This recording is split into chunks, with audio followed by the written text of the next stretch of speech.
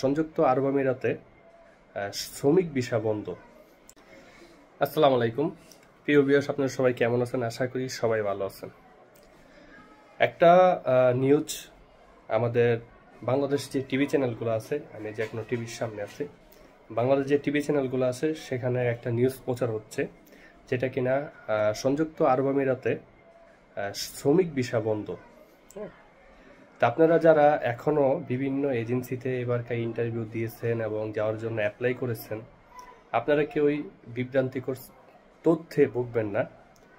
আসলে দুবাইয়ের জন্য এবং আরব আমিরাতের জন্য যেই শ্রমিক ভিসাগুলা বন্ধ করে দিয়েছে আরব আমিরাত সরকার, সেটা কি ভিসাগুলা বন্ধ করেছে এবং কি ক্যাটাগরির বিষয়গুলা খোলা আছে, এখানে কিছু সত্য এবং কিছু বিষয়গুলা উল্লেখ আছে।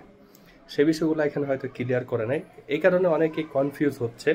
তা আপনারা কেউ কনফিউজ হবেন না যে আসলে এখনো আমি যে ভিডিওটা করতেছি এখনো বা আমাদের বাংলাদেশে এখনো ইন্টারনেট সেবা চালু হয়নি। তো যখন ইন্টারনেট সেবা চালু হবে ভিডিওটা প্রকাশ হবে এবং পরবর্তী যে ভিডিওটা নিয়ে আসবো কি কি বিষয়গুলো চালু আছে এবং কেন বিষয়গুলো চালু আছে এবং কোন ক্যাটাগরির বিষয় চালু আছে সেই বিষয়টা নিয়ে পুরোপুরি আপনাদের সামনে আসবো। তো অবশ্যই আমাকে সাপোর্ট করবেন, লাইক কমেন্ট শেয়ার করে উৎসাহিত করবেন যাতে আমি আর আপনাকে নতুন নতুন আপডেটগুলো দিতে পারি। এখন আমি সরাসরি টিভি চ্যানেলে চলে যাব, যে সরাসরি টিভিতে লাইভ যেই আপনাদের ব্রেকিং নিউজটা চলতেছে সেই নিউজটা আপনাদেরকে দেখাবো।